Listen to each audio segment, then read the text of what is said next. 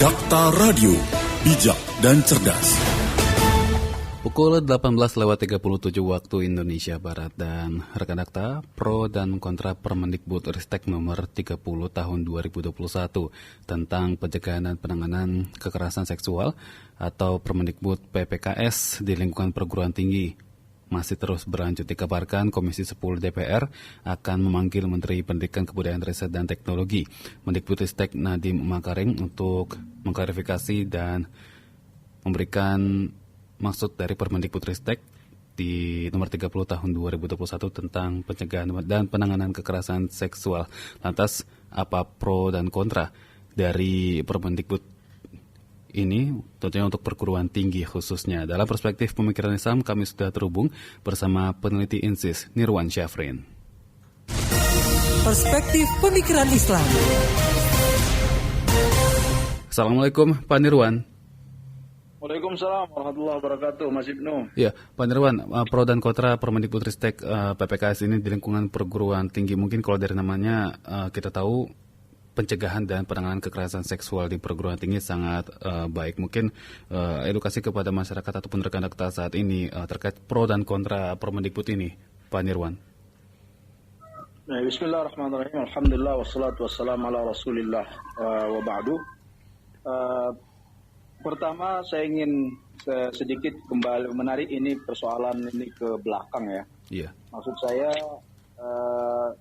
ketika di awal tahun 2000-an gagasan-gagasan liberal dilontarkan oleh sekelompok anak muda yang ketika itu terjaring dalam jaringan Islam liberal.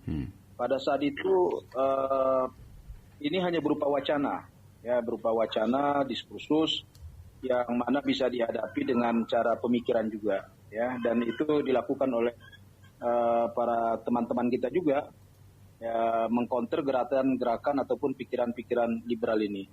Namun belakangan ini, ya, setelah 20 tahun, pikiran-pikiran liberal itu sekarang diadopsi menjadi kebijakan publik.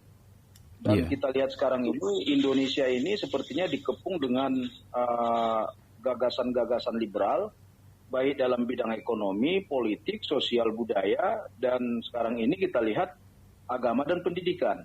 Nah, kita lihat dalam bulan ini saja pikiran-pikiran liberal itu datang dari Kementerian Agama, kemudian saat ini datang dari Kementerian Pendidikan. Nah, ini kita cukup prihatin sekali dengan kondisi ini dan kita tidak tahu kemana arah negara ini akan dibawa, ya, karena luar biasa sekali ini pikiran-pikiran liberal ini digelontorkan bukan lagi oleh individu tapi oleh pejabat publik, dan bahkan Menteri Agama dengan memberikan dukungan kepada Permendikbud nomor 30 ini sampai mengatakan kalau ada perguruan tinggi yang tidak patuh dengan edaran dari surat menteri tadi, mungkin bisa akan dihukum, dicopot, bahkan mungkin perguruan tingginya sendiri bisa dipermasalahkan. Nah, ini sudah menggunakan kekuasaan, ya, ini sudah menggunakan kekuasaan dan dalam tanda kutip menggunakan kekerasan untuk untuk memaksa pikiran-pikiran liberal ini supaya diterima oleh masyarakat dan tadi oleh perguruan tinggi, dan ini sangat berbahaya sekali. Dan kita lihat sekarang ini padahal, ya, seharusnya Menteri Agama ini memberikan nasihat kepada Menteri Pendidikan, tapi malah memberikan dukungan, ya, dan aturan ataupun permen ini sekarang mendapat respon negatif dari banyak pihak, terutama umat Islam. Ya, terakhir tadi saya baca dari hasil Komisi Fatwa Majelis Ulama menyatakan agar supaya permen ini ditarik, dicabut atau direvisi. Kemarin Muhammadiyah, ya, juga kita berterima kasih, ya, pada Muhammadiyah juga sudah menyampaikan kritik mereka baik secara formil dan materialnya. Nah, apa yang menjadi persoalan di sini adalah karena aturan menteri ini, ya, tadi memberikan indikasi seolah-olah perlakuan yang dianggap ada persetujuan dari dua belah pihak terkait dengan teks ini, maka itu tidak bisa dianggap sebagai kekerasan. Nah, ini yang dikhawatirkan orang, karena ada klausul, ada frasa dalam aturan itu yang mengindikasikan hanya tanpa persetujuan. Misalnya disebutkan kalau ada pihak, kalau laki-laki yang menunjukkan kemaluannya, ya, kepada pihak yang lain dan tanpa persetujuan, Nah itu dianggap kekerasan. Nah pertanyaannya bagaimana kalau dilakukan dengan persetujuan? Nah ini yang sebetulnya dipertanyakan oleh banyak kalangan umat Islam ya, para pakar pendidikan. Tapi ya lagi-lagi saya katakan sepertinya ya pemerintah sekarang ini sudah tutup telinga saja, tidak peduli lagi, karena mereka dengan cepat kemudian mengeluarkan aturan-aturan terkait dengan ini. Bahkan sangat disayangkan hari ini juga saya baca ya Ketua Guru Besar UI memberikan dukungan, dan yang sangat memprihatinkan lagi adalah ketika kita melakukan protes seperti itu, ketika kita memberikan kritik-kritik terhadap aturan menteri ini, kemudian kita dianggap seolah-olah memberikan angin segar kepada kekerasan seksual, pelecehan seksual. Ini kan narasi yang saya pikir sangat tidak tepat ya, seolah-olah, makanya saya katakan tadi lebih berbahaya daripada di awal tahun 2000-an ketika kita mengkonter gagasan-gagasan liberal tadi per individu, karena ketika kita tidak sepakat dengan gagasan tadi, ini hanya individu yang kita hadapi. Tapi saat sekarang ini kita dinarasikan bahwa orang yang menantang ataupun mengkritik aturan menteri ini dinarasikan sebagai orang yang pro kekerasan seksual, bahkan dianggap sebagai anti pemerintah dan seterusnya. Ini narasi-narasi yang tidak tepat. Apalagi di Kementerian Pendidikan yang seharusnya membuka ruang untuk dialog dengan stakeholder. Nah ini termasuk salah satu poin kritik dari Muhammadiyah, karena aturan menteri ini dibentuk tanpa ada transparansi pembentukannya, dan ini sudah merupakan kali kedua di mana Kementerian Pendidikan mengeluarkan aturan tanpa mempedulikan aspek agama. Dulu mereka mengeluarkan peta pendidikan nasional, juga mengabaikan aspek agama, kemudian ditarik lagi, dan sekarang ini juga hal yang sama terjadi. Maka saya kata ini menteri kita ini sekarang menteri-menteri liberal semua, pikirannya pikiran liberal, dan ini kita hidup di negara yang berketuhanan. Makanya ini kita sangat khawatir sekali masa depan bangsa kita ini, dan masyarakat kita sekarang terbelah. Ya, masyarakat kita terbelah, para guru besar juga terbelah, ya, dunia pendidikan kita terbelah.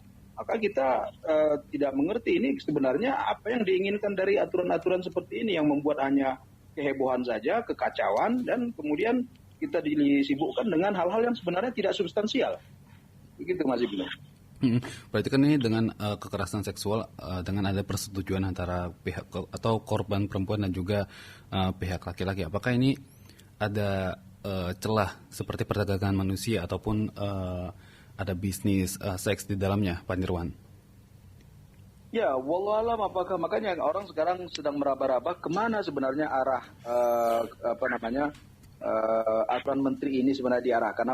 Apakah ingin melegalkan perzinahan? Ya, disebutkan tadi melegalkan praktek-praktek hubungan seks ya di kampus-kampus, ya, atau mereka benar-benar ingin menghilangkan yang namanya kekerasan seksual. Mereka kononnya ingin menghapuskan kekerasan seksual, pelecehan seksual, tapi pada saat sama mereka ingin menyuburkan perbuatan-perbuatan yang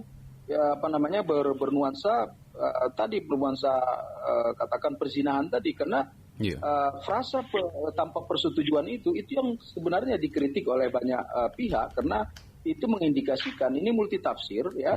Karena bagaimana kalau dia ada persetujuan? Kan itu yang sebenarnya dipertanyakan orang, apakah termasuk pada tataran kekerasan atau tidak kekerasan. Nah, kalau misalnya ini diterapkan, bisa jadi nanti ketika ada, katakanlah misalnya tadi terjadi hubungan perzinahan tadi, kemudian pihak perempuan katakan melapor, katanya misalnya saya tidak setuju, tapi kalau kemudian kata laki-laki, loh ini atas persetujuan dia loh. Nah, kemudian ditunjukkan misalnya ada chattingnya misalnya, atau ada teleponnya, yang sebagainya. Nah, bagaimana kasus ini kemudian diperlakukan?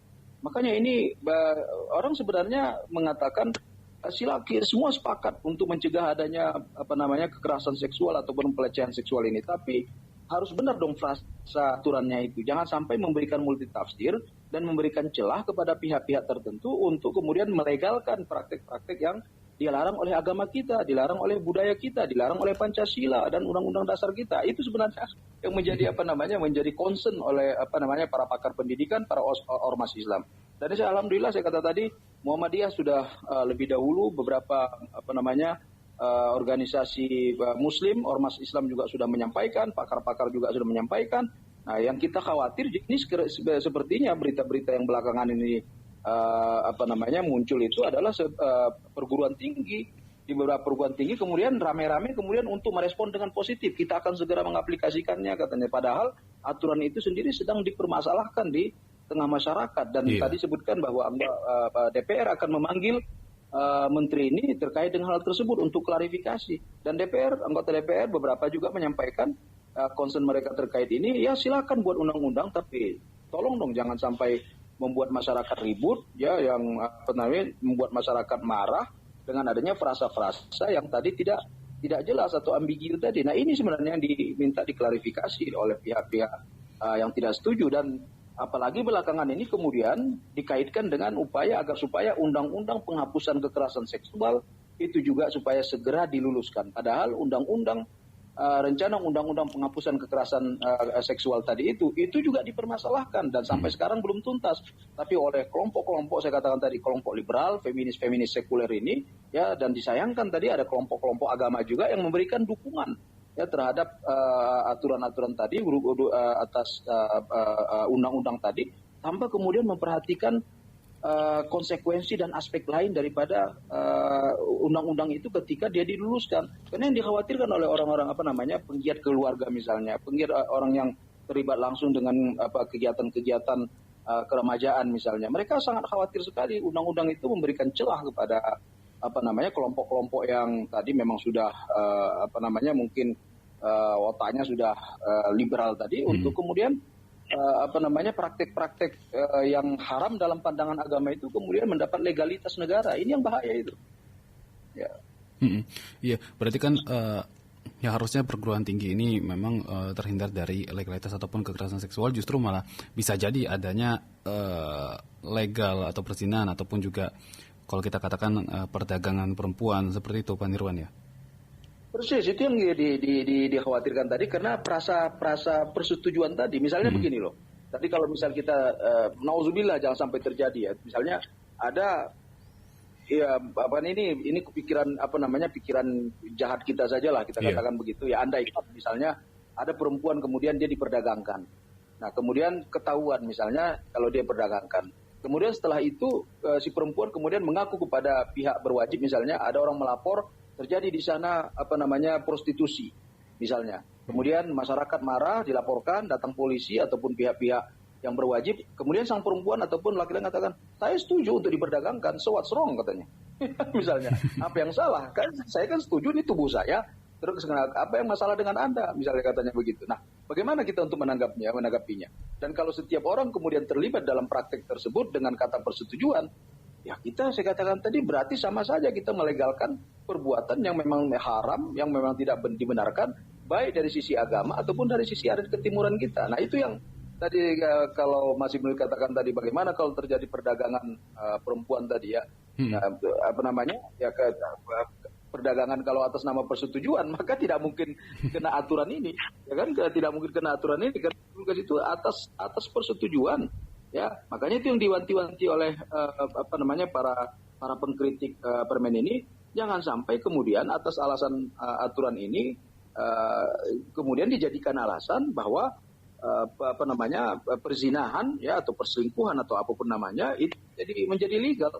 Ya, misalnya ya saya katakan tadi kan bisa sekarang apalagi sangat mudah sekali misalnya ya ketika orang misalnya lewat CCTV lewat perekaman dan sebagainya, ketika terjadi transaksi tadi kelihatan misalnya ada persetujuan, tidak ada pemaksaan, apakah itu akan menjadi legal praktik tersebut? Kan ini yang harusnya diantisipasi oleh pihak-pihak yang membuat kebijakan ini. Tapi lagi-lagi saya sayangkan tadi adanya bahkan kementerian-kementerian tertentu itu sudah memberikan dukungan. Tadi saya katakan Menteri Agama memberikan dukungan, Menteri Pemberdayaan Perempuan memberikan dukungan. Kemudian tadi Ketua Guru Besar UI memberikan dukungan, UGM memberikan dukungan. Jadi ini sepertinya kita sedang dikepung oleh pikiran-pikiran liberal dan suara umat Islam ini sepertinya tersingkirkan.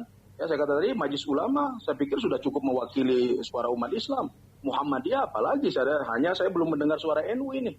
Ya, Persis sudah memberikan, Dewan Dakwah sudah memberikan suaranya, dan kelompok-kelompok ormas Islam lain juga banyak yang sudah menyuarakan tentang penolakan terhadap aturan menteri ini. Maka kita berharap ya mudah-mudahan nanti dengan dipanggilnya menteri ini ada kebijakan untuk merubah frasa tersebut sehingga tidak menimbulkan kekesahan, dan tujuan daripada aturan menteri ini bisa benar-benar tercapai, yaitu merealisasikan bahwa kekerasan seksual itu atau pelecehan seksual itu akan zero di tengah masyarakat ataupun di kampus. Semua sepakat ya untuk menghilangkan ataupun untuk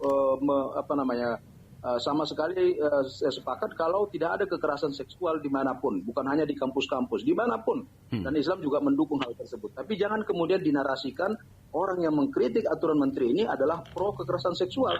Orang tidak pro kekerasan seksual, orang yang kritik terhadap aturan menteri ini. Karena aturan menteri ini memberikan celah kepada praktek-praktek yang ilegal tadi ataupun yang haram tadi. Itu saja. Jadi bukan karena anti pemerintahnya, bukan anti menterinya, tapi aturan ini tolong diperbaiki. Makanya hasil fatwa Komisi Fatwa Majelis Ulama pada hari ini disampaikan bahwa yang mereka katakan dicabut atau direvisi. Ya, kalau tidak mau dicabut ya silakan direvisi supaya umat ini tenang. Ya, jangan kemudian kita akan heboh terus dalam bernegara ini. Begitu, Mas.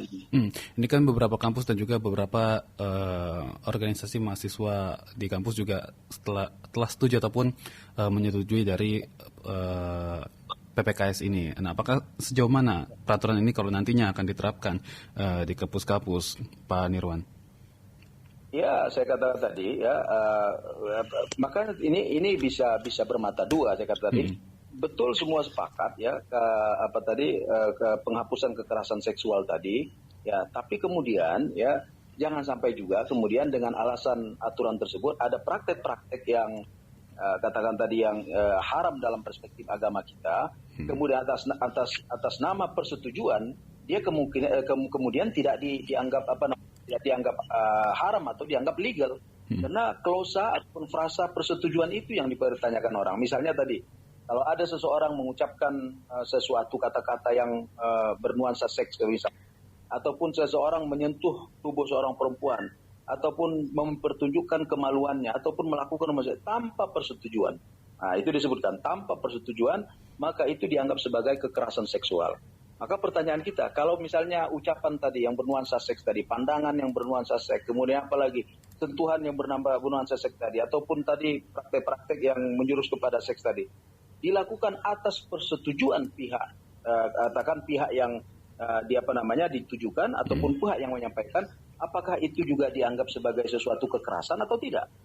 Nah, kan itu yang menjadi pertanyaan. Nah, kita tidak menginginkan bahwa praktek dengan atas persetujuan itu dianggap sebagai perbuatan yang biasa-biasa saja ataupun dianggap bahwa itu tidak termasuk kekerasan seksual. Nah, kita ingin segala bentuk yang berhubungan dengan kekerasan seksual termasuk perzinahan itu adalah kekerasan seksual ataupun pelecehan seksual, karena menjadi korban juga perempuan kan. Ya, coba kalau terjadi misalnya hubungan di luar nikah, ya biasa jadi korban itu adalah perempuan. Nah, tapi dengan aturan seperti ini maka kalau hubungan tersebut misalnya dilakukan atas persetujuan bersama, maka tidak dianggap sebagai suatu yang ilegal. Nah, kita sangat menyayangkan kalau ada BEM-BEM tertentu ataupun kelompok masyarakat tertentu, kelompok mahasiswa tertentu yang kemudian memberikan dukungan. Ya saya khawatir ya tadi, ini pertama tidak paham ya, saya khawatir. Yang kedua ya saya katakan tadi, dunia pendidikan kita, pemikiran kita juga, pemikiran Islam sudah banyak dikepung dengan gagasan-gagasan liberal tadi. Nah, ini yang kita khawatir ya, sehingga dianggap ini adalah pembelaan terhadap hak perempuan, tapi jauh di dalamnya itu adalah merupakan pelecehan bahkan perendahan martabat perempuan. Nah, ini yang kita pikir para tokoh-tokoh masyarakat yang sedang mengkritik itu mengkhawatirkan hal tersebut. Ya, jadi kita tidak ingin pada satu sisi terkesan adanya penghapusan ataupun keinginan yang mulia yang baik untuk menghapus segala bentuk pelecehan terhadap perempuan. Tapi jauh di dalamnya itu ada praktek-praktek yang intinya juga adalah melecehkan perempuan pada akhirnya. Ya saya kata tadi, kalau ada perzinahan yang korban itu pasti perempuan, tidak laki-laki. Nah, itu sebetulnya konsen-konsen yang ingin disampaikan oleh suara-suara yang mengkritik aturan menteri ini. Ya, kita berharap menteri ini mendengarlah ya, para pejabat-pejabat ini mendengar suara umat juga. Jangan ngotot kemudian harus pokoknya karena ini aturan menteri maka harus kemudian diterapkan. yang tidak mau mengikutinya, maka mereka kemudian hukum dan sebagainya. Nah ini kalau ini yang terjadi, ya saya katakan tadi, maka saya yakin akan ada kehebohan lain yang akan terjadi di tengah-tengah masyarakat ini ataupun di dunia pendidikan kita, ya karena ini pemaksaan dengan aturan menteri yang aturan tersebut tidak merepresentasikan suara suara masyarakat, maka akan terjadi keterbelahan di tengah-tengah masyarakat kita dan ini sangat bahaya sekali apalagi dalam dunia pendidikan. Bisa jadi dengan adanya peraturan ini harusnya perempuan ataupun wanita ini menolak, namun dengan adanya ancaman dari pihak laki-laki akhirnya dia mengakui ataupun mengiyakan ini, Pak Nirwan ya. Ya betul ya. Jadi harusnya ada keberpihakan tadi kepada pihak perempuan dan semua kita sepakat dengan hal tersebut. Tapi jangan kemudian dengan label tadi seolah-olah memberikan pembelaan, tapi nyatanya ya jauh di dalam itu adalah sebenarnya pelecehan terhadap pihak perempuan itu sendiri. Nah itu yang kita tidak mau. Baik, Pak Nirwan, terima kasih sudah berbincang bersama kami dalam perspektif pemikiran Islam. Semoga dari yang baik terdengar setelah ini. Ya, amin. Semoga Permendikbudristek ini bisa segera direvisi ya, Pak Nirwan ya. Baik, ya mudah-mudahan amin. Amin. Baik, terima kasih Pak Nirwan. Assalamualaikum warahmatullahi wabarakatuh. Waalaikumsalam warahmatullahi wabarakatuh. Perspektif pemikiran Islam.